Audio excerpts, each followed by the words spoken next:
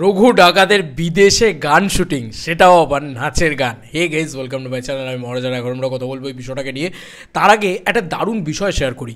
অতীম ঘোষ বলে একজন, তিনি একটা ভিডিও বানিয়েছেন এবং তিনি তার চ্যানেল থেকে ভিডিওটাকে করেছেন এবং আমি থ্রু আউট এই চ্যানেল থেকে পুরো ভিডিওটাকে পোস্ট করবে। আমি আমার চ্যানেল থেকে পুরোপুরি ভিডিওটাকে পুশ করছি, আমার ডেসক্রিপশন বক্সে লিঙ্ক দেওয়া থাকলো।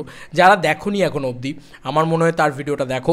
সে কথাগুলো একদম সত্যি কথা বলেছে, আমি 200% এগ্রি করি। কিন্তু সে যে বলেছে যে কিছু ইউটিউবার এই পুরো বিষয়টাকে নিয়ে ভিডিও বানাচ্ছে, রঘু ডাকাত নিয়ে কথা বলছি, সেই রঘু ডাকাতের যেগুলো ভাইরাল হচ্ছে সেগুলো নিয়ে ভিডিও বানাচ্ছে, সেগুলো তো ইউটিউবাররা ভাইরাল করছে না, সেগুলো তো ভাইরাল হচ্ছে, তারপরে ইউটিউবাররা কথা বলছে।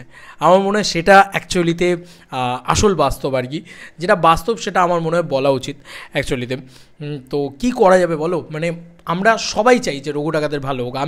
আমি নিজে পার্সোনালি চাই এমন কোনো দৃশ্য, প্রথম যখন দেবদার ওই ওপর থেকে এরকম জাম্প করার দৃশ্য ইত্যাদি, যেগুলো যখন ভাইরাল হচ্ছিলো সেগুলো নিয়ে আমি কথা বলিনি। কিন্তু পরবর্তীকালে যে দৃশ্যগুলো ভাইরাল হয়েছে সেগুলোর ভিতরে আমার মনে হচ্ছে যেগুলো হাইপ বাড়াতে পারে সেগুলো নিয়ে কথা বলেছি। এবং বিশেষ করে আউসগ্রামের যে জায়গাটা হয়েছিল, সেই সময় যে অ্যাকশন ইত্যাদি হয়েছিল, সেগুলো যা দেখানো হয়েছিল জঙ্গলে ইত্যাদি, সেটা তো বড় বড় মিডিয়া চ্যানেল গিয়ে কভারেজ করেছে, তাই না? তো এটা অনেকগুলো অ্যাসপেক্ট আছে এই ভাইরাল হওয়ার, এই পুরো বিষয়টা হওয়ার।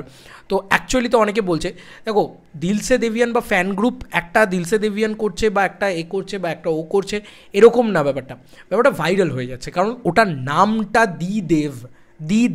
দীপক অধিকারী, ঠিক আছে? নামটা দ্য মেগাস্টার দেব, ঠিক আছে? তো নামটা যখন এত বড়, তো ওই নামটার কিছু একটা এলেই ভাইরাল হবে, এটা খুব স্বাভাবিক। তাহলে সেই প্রোটোকলটা আমার মনে হয় যে টিমের লোকেদের থেকে এই জিনিসগুলো ভাইরাল হওয়া উচিত না, তাই না? যে এই জিনিসগুলো না বেরিয়ে আসা উচিত। কারণ একটা আমার ভিডিও 3000 থেকে 5000 মানুষের কাছে পৌঁছবে খুব ম্যাক্সিমাম হলে, কিন্তু সোশ্যাল মিডিয়াতে সেই ভিডিওটা লাখ লাখ মানুষের কাছে পৌঁছাচ্ছে, Facebook throughout YouTube, throughout shorts, whatever it is. তো এইটা সত্যি, হ্যাঁ, এটা উনি যেটা বলেছেন এটা আমি একদম এগ্রি করি, এটা সত্যি বন্ধ হওয়া উচিত। তবে উনি একটা ছবি পোস্ট করেছিলেন, যে ছবিটা নিয়ে ওনার চ্যানেল থেকে এই ভিডিওটা আসে, মাই এক্সপিরিয়েন্স ইন রঘু ডাকাত ফিল্ম শ্যুট। তো এটা মোটামুটি একটা 8 মিনিটের ভিডিও, ঠিক আছে? 8 মিনিট 29 সেকেন্ডের ভিডিও। ওনার এই বক্তব্য থেকে আমি আর একটা বিষয়ে ঢুকবো, সেটা পরবর্তী ভিডিওতে আসবো। তবে এই ভিডিওটা অ্যাকচুয়ালিতে আমি বলবো দেখো, এবং আমি লিঙ্ক দেবো, অবশ্যই দেখো। এখানে দেবদার পাশে থাকার এনার্জির কথা উনি বলেছেন। উনি বলেছেন দেবদার পোর্ট্রেট এঁকে নিয়ে যাওয়ার কথা, সৈনিধির পোর্ট্রেট এঁকে নিয়ে যাওয়ার কথা, শ্যুটের কথা, এবং উনি স্পেশালি বলেছেন যে এই ছবিটা স্কেল কতটা, এই ছবিটা কত বড় মাপের একটা ছবি। এসভিএফ এবং দেব এন্টারটেনমেন্ট ভেঞ্চার্স কী বানাচ্ছে, এটা জাস্ট সব কিছুর ঊর্ধ্বে গিয়ে বানাচ্ছে, এটাও কিন্তু বলেছেন। এবং ডিরেক্টর থেকে শুরু করে স্ক্রিপ্ট রাইটার থেকে শুরু করে তারা কতটা খাটছে, তারা কতটা পরিশ্রমী এবং তারা কতটা ভালো, সেটাও উনি বলেছেন। তো অতীম ঘোষ অ্যাকচুয়ালিতে রঘু ডাকাতের শুটিং সেটে বা ফ্লোরে বা শ্যুটে ছিলেন, তাই তার মুখ থেকে তার কথাটা আমি তো আমার ভিডিওতে দেখাতে পারছি না, বাট তার মুখ থেকে তার কথাটা শোনাটা খুব খুব খুব জরুরি আমার মনে হয়, যারা রঘু ডাকাত সম্পর্কে জানতে চাও অ্যাকচুয়ালিতে। এবং রঘু ডাকাতের যেভাবে শ্যুট হয়েছে, যেভাবে হয়েছে, উনি ওনার পরীক্ষার জন্য সম্ভবত পুরো শ্যুটটাতে থাকতে পারেননি, কিন্তু লাস্ট 4 দিন উনি শ্যুটে ছিলেন, সেখানে মারাত্মক কিছু হয়েছে। কালী জয়গান বা এ সমস্ত জিনিসপত্র ভয়ঙ্কর লেভেলে হয়েছে। ভয়ঙ্কর মিন্স ভয়ঙ্কর। তো এটা নেক্সট লেভেলে শ্যুট হয়েছে, এটা বারবারই বোঝা যাচ্ছে, এবং এটা একটা বিরাট কিছু আসছে, এটা উনি বারবার বলেছেন। এবং এই কথাটাও উনি বলেছেন যে খাদানের বাপ আসতে চলেছে রঘু ডাকাত। আর রঘু ডাকাতের বাপ কী হবে সেটা তোমরা জানো, সেটাকে নিয়ে আমরা পরবর্তী ভিডিওতে কথা বলবো। এবার আরেকটা এক্সক্লুসিভ আপডেট পৌশালিদি দিয়েছে, সেটা শুনলাম, সেটা বেশ ইন্টারেস্টিং বিষয়, যেটা আমার কাছে খুব চমকপ্রদ। এটা অ্যাকচুয়ালিতে চমকপ্রদ আমার, কেন আমার মনে হয় এভরি দেবিয়ান্সদের কাছে চমকপ্রদ। ব্যাপারটা কীরকম? ব্যাপারটা বিদেশে শ্যুট হবে ভাই। রঘু ডাকাতের যে গান রয়েছে, যে নাচের গান রয়েছে পরবর্তী, সেটা বিদেশে শ্যুট হবে। আমি না রঘু ডাকাতের মতন ছবির সাথে বিদেশে শ্যুট, এই বিষয়টা ঠিক বুঝতে পারছি না যে কীভাবে হবে। এবার দেবদা যখন করবেন তখন আমার চোখটা বন্ধ করে বিশ্বাস আছে যে কিছু একটা হবে। আর এই গানটা কিন্তু নাচের গান হবে, ঠিক আছে? এবং এখনও কিছু প্যাচ ওয়ার্ক বাকি আছে, এমন নয় যে সিনেমা শ্যুটিং পুরোপুরি শেষ হয়ে গিয়েছে, কিছু প্যাচ ওয়ার্ক বাকি আছে একদিনের, সেটা আছে। এবং তার সাথে সাথে ওই গানটা আছে, ওই গানটাও নাচের গান। আর কে জানে আর কটা নাচের গান আছে। রঘু ডাকাত কত বড় সেলিব্রেশনের ছবি হতে যাচ্ছে। তো সিরিয়াসলি এটা মারাত্মক রকম। আর এই ভিডিওটা আমাকে পাঠিয়েছে হচ্ছে তোমার স্নেহাশিস, এবং সকালবেলা দেখলাম ইমরাজও পাঠিয়েছে। ওরা খুব হেল্প করছে, অ্যাকচুয়ালিতে পরপর পাঠিয়ে করে আমি বললাম যে আমি দেখবো, আমি করবো।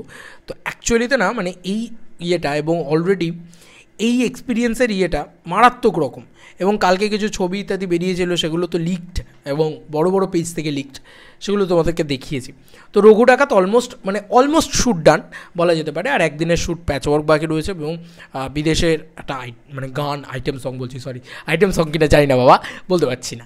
তবে হ্যাঁ, আমার এই এর কথাবার্তা শুনে আমার খুব ভালো লাগলো। ওখানে কাজ করেছে তো সে নিজে বলছে যে কী স্কেল আছে, কী রকম জিনিসপত্র আছে, ইদিকা কীরকম কাজ করেছে, সে সেই এক্সপিরিয়েন্সটা শেয়ার করেছে। তো অ্যাকচুয়ালি তো ওটা একটা বম্ব ব্লাস্টিং জিনিস, ঠিক আছে। বাংলার সবথেকে বড় ছবি আসছে এটা উনি বলছেন, ঠিক আছে, এটা উনি একদম ক্লিয়ারলি বলছেন।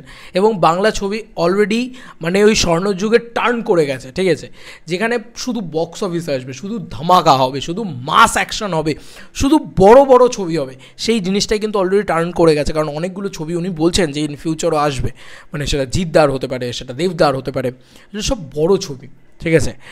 তো আমার তো হেভি লাগছে দেবদার আপকামিং স্লেট নিয়ে। রঘু ডাকাত তো অলমোস্ট ডান হয়ে গেল, এখন পোস্ট প্রোডাকশানে ঢুকবে ছবিটা। সেপ্টেম্বর এলে উনি বলছেন যে অনেক কিছু ছাড়তে পারবেন, উনি ভ্লগ ইত্যাদি করেছেন, আরও কিছু মোমেন্টস হয়তো নিশ্চয়ই ক্যাপচার করেছেন, সেগুলো হয়তো উনি পরবর্তীকালে ছাড়বেন যখন ছবিটা আসবে।